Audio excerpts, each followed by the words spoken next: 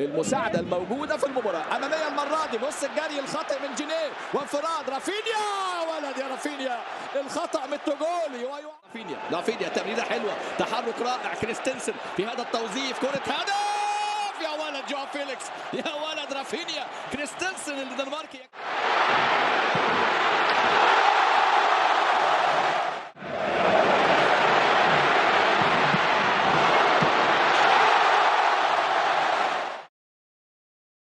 صعب مع الضغوطات على حامل الكرة. امال كبيره معلقه على تواجد ديباي في الملعب اليوم. تتكلم عن امكانيات كبيره في التعامل مع الكره، تتكلم عن الموهبه الواضحه للجميع، تتكلم عن القدره على صناعه الفارق في اي لحظه.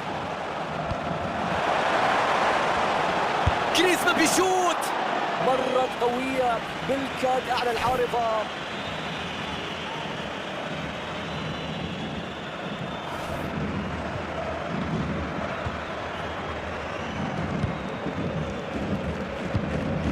ديباي، تمريرات حلوة وكرات ملعوبة من برشلونة. كيسيه والحارس يتصدى للتسديدة.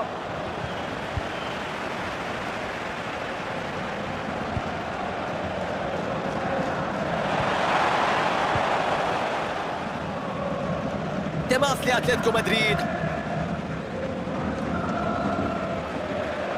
تغير الوضع بعد أن بدأ الفريق يستحوذ على الكرة وأصبح هو المسيطر.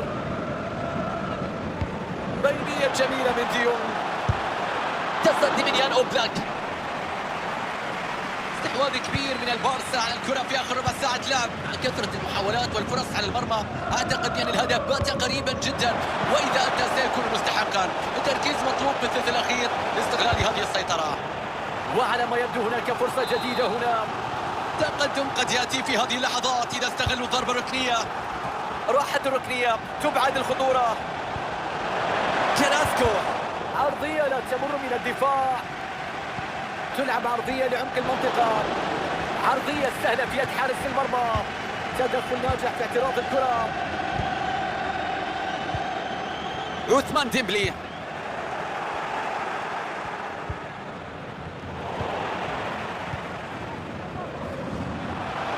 أصوات الجماهير ترتفع من أجل التسديدة. أوبلاك يتصدى لكن ما زالت خطيرة. يا الله، متابعة سريعة في المرمى. حارس المرمى لا ينام بعد أن تألق في المرة الأولى. هنا كرة الهدف مرة أخرى. شوفوا التسديد على القائم البعيد، الكرة اللي كانت صعبة على الحارس اللي تصدى لها في المرة الأولى، لكن ظلت وكانت المتابعة بعد ذلك.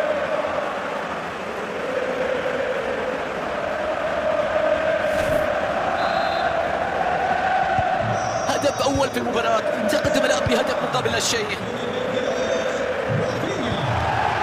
ماركوس يورينتي، الكرة مع جواو فيليكس. بتروح الكرة من لاعبي أتلتيكو مدريد، بتروح إلى جواو فيليكس.